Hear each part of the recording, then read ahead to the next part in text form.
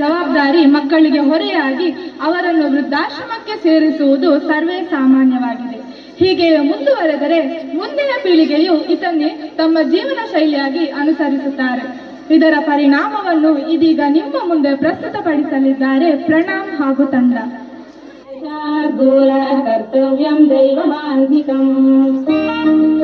ಅಪ್ಪು, ಅಪ್ಪಿ, ಎದ್ದೇಳಿ ಮಗ, ಎಷ್ಟು ಹೊತ್ತು ಮಲಗ್ತೀರಾ? ಅಜ್ಜಿ, ಸ್ವಲ್ಪ ಹೊತ್ತು ಪ್ಲೀಸ್. ಶಾಲೆ ಇಲ್ವಾ ಇವತ್ತು? ಹೇಳಿ ಹೇಳಿ, ಮುಖ ತೊಳೆದು ಹಲ್ಲುಜ್ಜಿ ಹೋಗಿ.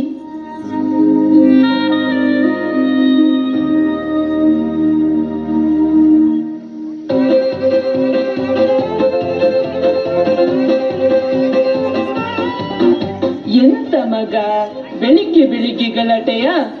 ಅಜ್ಜಿ ನೋಡಜ್ಜಿ, ಮೊಬೈಲ್ ಕೊಡುದೇ ಇಲ್ಲ, ಯಾವಾಗಲೂ ಅವನಿಗೇ ಮೊಬೈಲ್. ನಾವೆಲ್ಲ ಫೋನ್ ಇಲ್ಲದೆ ಇರ್ಲಿಲ್ವಾ? ಬೆಳಿಗ್ಗೆ ಬೇಗ ಎದ್ದು ದೇವರಿಗೆ ಕೈ ಮುಗಿತಿದ್ದೆವು, ಆಮೇಲೆ ರೇಡಿಯೋ ಕೇಳ್ತಾ ಇದ್ದೆವು. ನಮ್ಮ ಮನೆಯಲ್ಲಿ ದಿನವೂ ಮಿರುಗೋ ಚೈತ್ರವೇ, ಬೆಳದಿಂಗಳ ಈ ಪ್ರೀತಿ ಹೊರಗಲು ಸಾಧ್ಯವೇ? ನಮ್ಮ ಮನೆಯಲ್ಲಿ ದಿನವೂ ಮಿರುಗೋ ಚೈತ್ರವೇ, ಬೆಳದಿಂಗಳ ಈ ಪ್ರೀತಿ ಹೊರಗಲು ಸಾಧ್ಯವೇ? ಹೆಜ್ಜೆಯ ಸವಿಗೂಡಿದು ತಿಳಿ ಪ್ರೀತಿ ಪರಮಾನ, ಪ್ರೀತಿ ಯಜಮಾನ. ಸ್ಕೂಲಿಗೆ ಲೇಟ್ ಆಯ್ತಲ್ಲ ಮಕ್ಕಳ, ಬೇಗ ಹೊರಡಿ.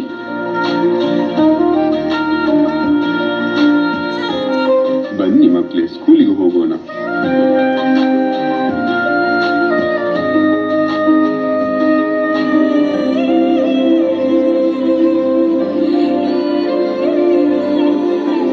ಏನಂದ್ರೆ ನನಗ್ ಜಾಬ್ ಕನ್ಫರ್ಮ್ ಆಯ್ತು, ನಾಳೆನೆ ಜಾಯ್ನ್ ಆಗ್ತಾ ಇದ್ದೇನೆ. ಓ, ಕಂಗ್ರಾಚುಲೇಷನ್ ಭವ್ಯ, ಒಳ್ಳೆ ವಿಷಯ. ಆದ್ರೆ ಅಪ್ಪ ಅಮ್ಮನನ್ನು ಯಾರು ನೋಡಿಕೊಳ್ಳೋದು? ಅದೇ ರೀ, ನನ್ನ ಫ್ರೆಂಡ್ ಒಂದು ಓಲ್ಡ್ ಏಜ್ ಹೋಮ್ ಬಗ್ಗೆ ಹೇಳಿದ್ದು. ಅಲ್ಲಿ ವಯಸ್ಸಾದವ್ರನ್ನ ತುಂಬಾ ಚೆನ್ನಾಗಿ ನೋಡ್ಕೊತಾರೆ. ಅಲ್ಲಿ ಕಳ್ಸಿದ್ರೆ ಹೇಗೆ? ಬೇಡ ಬೇಡ, ಅವರು ಮನೇಲೇ ಇರ್ಲಿ. ಅವರನ್ನು ಈ ವಯಸ್ಸಲ್ಲಿ ದೂರ ಕಳಿಸೋದು ಚೆನ್ನಾಗಿರಲ್ಲ. ಹಾಗಲ್ಲ ರೀ, ನಾವಂತೂ ಬೆಳಿಗ್ಗೆಯಿಂದ ಸಂಜೆವರೆಗೆ ಮನೇಲಿರೋದಿಲ್ಲ. ಅವರಿಗೂ ಮೆಡಿಸಿನ್ ತಗೊಳ್ಳೋದಕ್ಕೂ ಗೊತ್ತಾಗಲ್ಲ. ಅಲ್ಲಾದ್ರೆ ಹಾಗಲ್ಲ, ಅಲ್ಲಿ ಎಲ್ಲದಕ್ಕೂ ಜನ ಇರ್ತಾರೆ. ಅವರ ವಯಸ್ಸಿನವ್ರ ಜೊತೆ ತುಂಬಾ ಖುಷಿಯಾಗಿರ್ತಾರೆ. ಆಯ್ತು, ಹಾಗಾದ್ರೆ ನೀನು ಹೇಳಿದ ಹಾಗೆ ಆಗ್ಲಿ. ಆದ್ರೆ ಈ ವಿಷಯವನ್ನು ಅವ್ರ ಹತ್ರ ಹೇಗೆ ಹೇಳೋದು?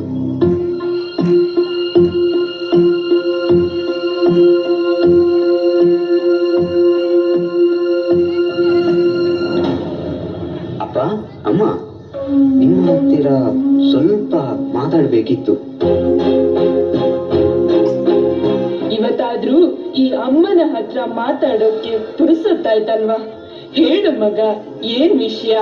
ಹೌದಮ್ಮ, ನಿಂಗೂ ಗೊತ್ತಲ್ವಾ, ನನ್ಗೆ ಈಗ ಕೆಲಸದ ಒತ್ತಡ ಜಾಸ್ತಿ ಆಗ್ತಾ ಇದೆ. ಜೊತೆಗೆ ನನ್ನ ಸ್ಯಾಲರಿಯಲ್ಲಿ ಮನೆಯನ್ನು ಸಂಭಾಳಿಸ್ಲಿಕ್ಕೆ ಕಷ್ಟ ಆಗ್ತಾ ಇದೆ. ಹಾಗೆ ನಾಳೆಯಿಂದ ಭವ್ಯ ಕೆಲಸಕ್ಕೆ ಹೋಗ್ತಾ ಇದ್ದಾಳೆ. ಹಾಗಾಗಿ ನಾನು ಏನು ಹೇಳಲಿಕ್ಕೆ ಬಂದೆ ಅಂದ್ರೆ, ನಮಗೂ ನಿಮ್ಗೆ ಬೇಕಾದ ಹಾಗೆ ಟೈಮ್ ಕೊಡ್ಲಿಕ್ಕೆ ಆಗ್ತಾ ಇಲ್ಲ. ಹಾಗೆ ನಾನು ಮತ್ತೆ ಅವಳು ಸೇರಿ ಒಂದು ನಿರ್ಧಾರ ಮಾಡಿದ್ವಿ. ಏನ್ ಮಗ? ಅದೇನಂದ್ರೆ, ಸ್ವಲ್ಪ ಸಮಯ ನಮ್ಮಿಂದ ದೂರ ಇರ್ತೀರಾ?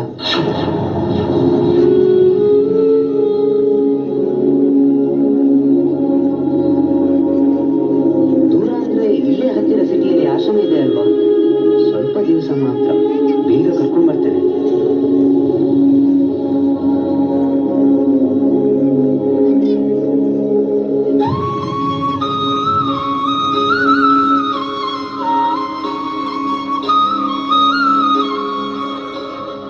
ಏನು ಹೇಳ್ತಿದ್ದಿ ಮಗ? ನಾವು ನಿಂಗೆ ಬೇಡವಾದ್ವಾ? ನಮ್ಮಿಂದ ಏನ್ ತಪ್ಪಾಯ್ತು? ಹಾಗಲ್ಲ ಅಪ್ಪ, ನಿಮ್ಮ ಒಳ್ಳೆದಕ್ಕೆ ತಾನೇ ನಾನು ಇಲ್ಲಿ ಹೇಳೋದು. ಸ್ವಲ್ಪ ದಿವಸ ಮಾತ್ರ. ಅಯ್ಯೋ, ಎಷ್ಟೇ ಕಷ್ಟ ಆದ್ರೂ ಇಲ್ಲೇ ಮೂಲೆಯಲ್ಲಿ ಉಪ್ಪು ಗಂಜಿ ತಿನ್ಕೊಂಡಿರ್ತೇವೆ. ನಿಮ್ಮನ್ನ, ಅಪ್ಪು ಅಪ್ಪಿನ ಬಿಟ್ಟು ಹೇಗೆ ದೂರ ಇರೋದು ಹೇಳು? ಹೌದು ಮಗ, ನಾವು ಇಲ್ಲೇ ಇರ್ತೇವೆ. ನಮಗೆ ಇಲ್ಲಿ ಏನಾಗ್ಬೇಕು? ಇಲ್ಲೇ ಆರಾಮಾಗಿ ಇದ್ದೇವಲ್ವಾ? ಹಾಗಲ್ಲ ಅಪ್ಪ, ಇದು ನನ್ನ ನಿರ್ಧಾರ. ನಾನು ಹೇಳಿಯಾಗಿದೆ. ನಿಮ್ಮ ಒಳ್ಳೆದಕ್ಕೆ ಹೇಳ್ತಿರೋ ತಾನೆ? ಕರ್ಕೊಂಡು ಬರ್ತೇನೆ, ಅಲ್ಲೇ ಬಿಡೋದಿಲ್ಲ. ಸಂಜೆ ರೆಡಿಯಾಗಿರಿ.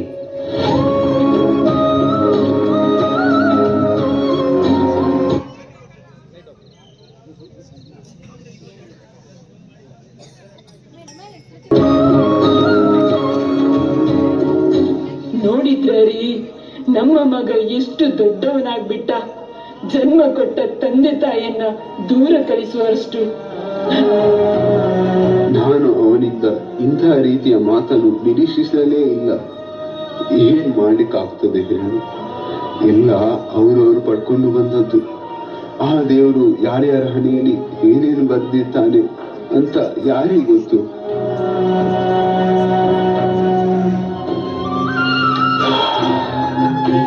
ಸಮಾಧಾನ ಮಾಡಿಕೊ. ನಾವು ನಮ್ಮ ಕರ್ತವ್ಯವನ್ನು ಮುಗಿಸಿದ್ದೇವೆ. ಮಗನ್ನ ಒಳ್ಳೆ ಸ್ಥಾನದಲ್ಲಿ ನಿಲ್ಲಿಸಿದ್ದೇವೆ. ಅವನು ಹೆಂಡತಿ, ಮಕ್ಕಳು, ಕೆಲಸ ಅಂತ ಬ್ಯುಸಿ ಇದ್ದಾನೆ. ಇನ್ನು ಅವನಿಗೆ ನಮ್ಮ ಅಗತ್ಯ ಇಲ್ಲ ಕಣೆ. ಅವನೇ ನಮ್ಮನ್ನು ವೃದ್ಧಾಶ್ರಮಕ್ಕೆ ಹಾಕ್ತಾನಂತೆ. ನೀನ್ ಯಾಕೆ ಸುಮ್ನೆ ಹತ್ತು ಆರೋಗ್ಯ ಹಾಳು ಮಾಡ್ಕೊಳ್ತೀಯ?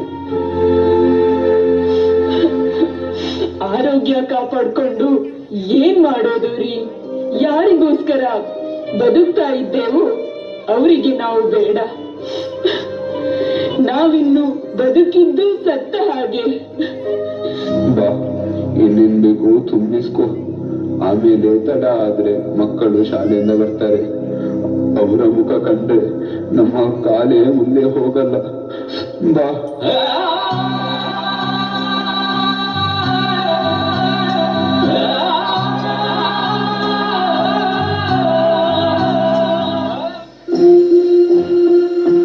ಅಪ್ಪ, ಅಮ್ಮ, ಡೋಂಟ್ ವರಿ, ನಿಮ್ಗೆ ಇಲ್ಲಿ ಯಾವುದೇ ತೊಂದರೆ ಇಲ್ಲ. ನಿಮ್ಮ 6 ತಿಂಗಳ ಫೀಸನ್ನು ನಾನು ಭರಿಸಿದ್ದೇನೆ. ನಿಮ್ಗೆ ಏನಾದ್ರೂ ತೊಂದರೆ ಆದ್ರೆ ನಂಗೆ ಫೋನ್ ಮಾಡಿ. ನಮ್ಮ ಮಕ್ಕಳನ್ನು ನೋಡ್ಲಿಕ್ಕೆ ಆಸೆ, ಅವರ ಜೊತೆ ಇರೋಕೆ. ಯಾಕೆ ಹಾಗೆ ಮಕ್ಕಳ ಹಾಗೆ ಹಠ ಮಾಡ್ತೀರಾ ಅಪ್ಪ? ನೆಕ್ಸ್ಟ್ ಟೈಮ್ ಬರ್ಬೇಕಾದ್ರೆ ಮಕ್ಕಳನ್ನು ಕರ್ಕೊಂಡು ಬರ್ತೇನೆ. ಹೋಗಿ ನೀವು, ನನಗೆ ಲೇಟ್ ಆಗ್ತಿದೆ.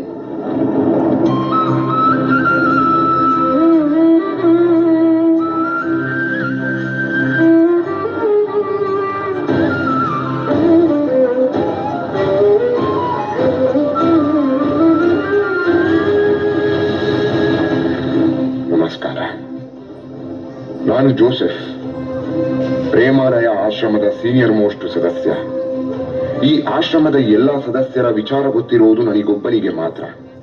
ಒಂದ್ ನಿಮಿಷ, ನಮ್ಮ ಆಶ್ರಮದ ಸದಸ್ಯರನ್ನು ನಿಮಗೆ ಪರಿಚಯ ಮಾಡಿಸ್ತೀನಿ. ಪ್ರೇಮಾಲಯದ ಎಲ್ಲ ಪ್ರೇಮ ಪುತ್ರರು ಬನ್ನಿ ಇಲ್ಲಿಗೆ ಒಂದ್ಸಲ.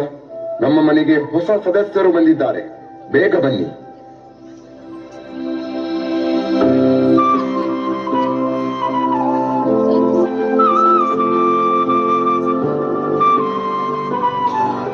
ಇಷ್ಟೇ ಅಲ್ಲ, ಇನ್ನು ತುಂಬಾ ಜನ ಸದಸ್ಯರಿದ್ದಾರೆ.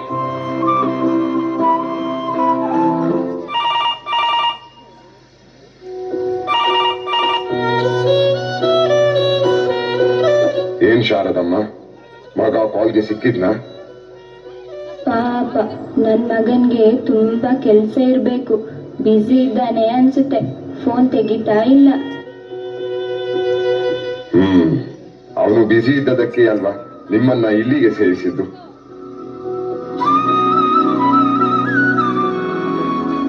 ನೋಡಿ ಜೋಸೆಫ್ ಅಣ್ಣ, ನೀವು ನನ್ ಮಗನ್ ಬಗ್ಗೆ ಹಾಗೆಲ್ಲ ಹೇಳ್ಬಾರ್ದು.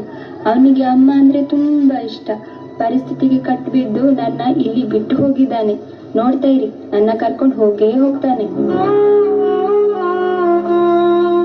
ಹಾ, ಏನ್ ಹೇಳಿ ನಿಮಗೆ? ಬೈ ಈಗ ಹೋದ್ರಲ್ಲ, ಅವರು ಶಾರದಮ್ಮ ಅಂತ. ಮಗನ ಕಾಲ್ಗೆ ತುಂಬಾ ವರ್ಷದಿಂದ ಕಾಯ್ತಾ ಇದ್ದಾರೆ. ಆದ್ರೆ ಏನ್ ಮಾಡುದು, ಮಗ ನಾಟ್ ರೀಚೇಬಲ್. ಅಂದ ಹಾಗೆ ನಿಮ್ಮ ಹೆಸರೇನು? ನಾನು ರಾಮಣ್ಣ, ರಿಟೈರ್ಡ್ ಟೀಚರ್.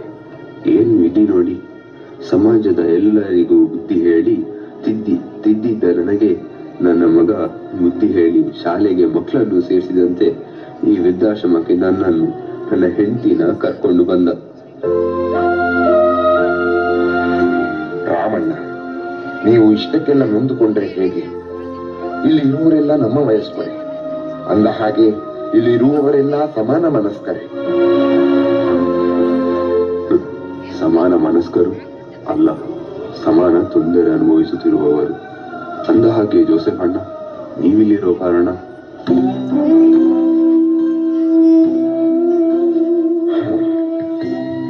ನನ್ನ ಕಥೆನೇ ಬೇರೆ. ನನಗೆ ಗಂಡು ಮಕ್ಕಳಿಲ್ಲ, 2 ಹೆಣ್ಣು ಮಕ್ಕಳೇ. ಪ್ರೀತಿಯಿಂದ ಬೆಳೆಸಿ ಒಳ್ಳೆ ಸಂಬಂಧ ನೋಡಿ ಮದುವೆ ಮಾಡಿಸಿಬಿಟ್ಟೆ. ಆದ್ರೆ ನನ್ನವಳು ತೀರಿಕೊಂಡ ಮೇಲೆ ಪರಿಸ್ಥಿತಿ ಬದಲಾಯಿತು.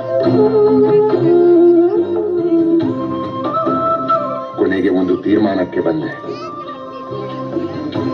ಈ ಪ್ರೇಮಾಲಯ ಸೇರಿದೆ.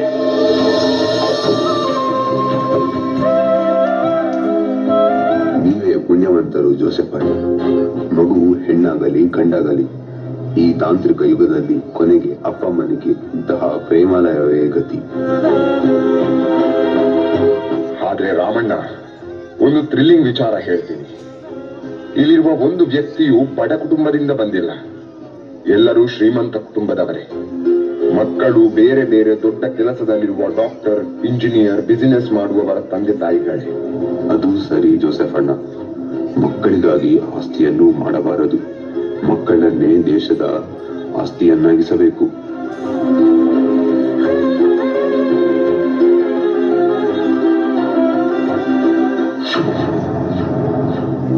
ಇಲ್ಲಿರುವ ಎಲ್ಲ ಯುವ ಪೀಳಿಗೆಗೆ ನನ್ನದೊಂದು ಮಾತು. ಒಂದು ಸಾರಿ ನಿಮ್ಮ ಬಾಲ್ಯವನ್ನು ನೆನಪು ಮಾಡಿಕೊಳ್ಳಿ. ನೀವು ಸಣ್ಣವರಿರುವಾಗ ನೀವಾಡುವ ಒಂದು ನುಡಿಗಾಗಿ ನಿಮ್ಮ ತಂದೆ ತಾಯಿ ಕಾತರದಿಂದ ಕಾಯ್ತಾ ಇದ್ರು. ನೀವು ಪುಟ್ಟ ಪುಟ್ಟ ಹೆಜ್ಜೆ ಇಟ್ಟು ನಡೆಯಬೇಕೆಂದಾಗ ಎಡವಿ ಬಿದ್ದಾಗ ನಿಮ್ಮ ತಂದೆ ತಾಯಿಯ ತೋಳುಗಳು ನೀವು ಬೀಳದಂತೆ ರಕ್ಷಣೆ ಮಾಡುತ್ತಿದ್ದವು. ಆದ್ರೆ ನಿಮ್ಮ ತಂದೆ ತಾಯಿಗೆ ಪ್ರಾಯ ಆದಂತೆ, ವಯಸ್ಸು ಮುಗಿದಂತೆ, ಶಕ್ತಿ ಕುಂದಿದಂತೆ ಅವರು ಹೆಜ್ಜೆ ಇಡಲು ಕಷ್ಟಪಡುತ್ತಿರುವಾಗ ಅವರಿಗೆ ಬೇಕಾಗಿರುವುದು ಹಣವಲ್ಲ, ವೃದ್ಧಾಶ್ರಮವೂ ಅಲ್ಲ. ಅವರಿಗೆ ಬೇಕಾಗಿರುವುದು ನಿಮ್ಮ ಸಾಂಗತ್ಯ, ನಿಮ್ಮ ಪ್ರೀತಿಯ ತೋಳುಗಳು, ನಿಮ್ಮ ಪ್ರೀತಿಯ ತೋಳುಗಳು.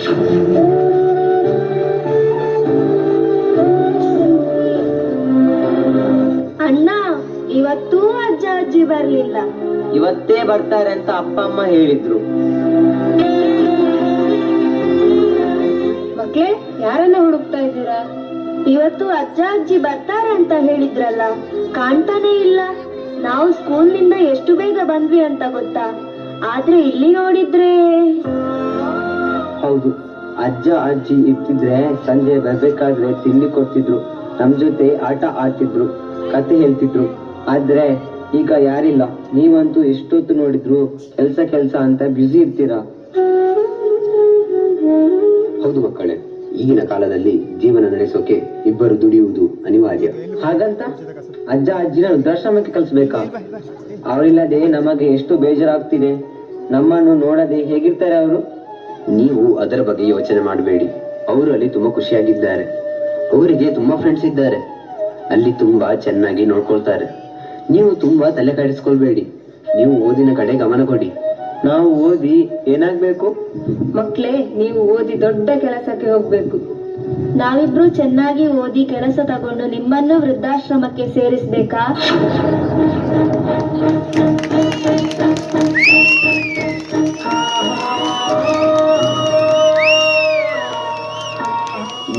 ನೀವು ಹೋಗಿ ಆಟ ಆಡ್ಕೊಳ್ಳಿ.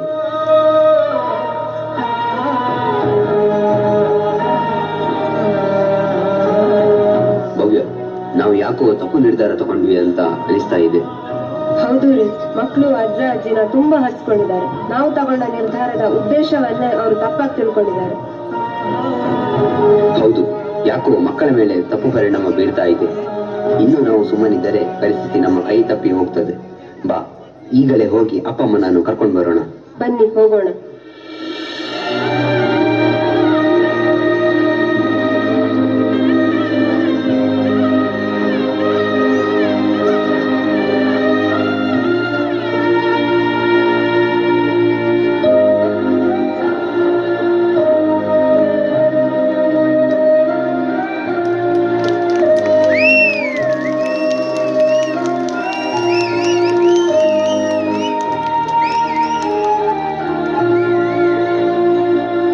ಜೇನುಗೂಡು ನಾವೆಲ್ಲ ಬೇರೆಯಾದರೆ ಜೇನಿಲ್ಲ.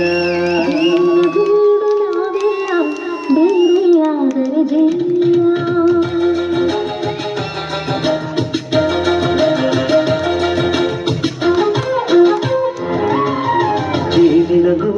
ನಾವೆಲ್ಲ ಬೇರೆಯಾದರೆ ಜೇನಿಲ್ಲ.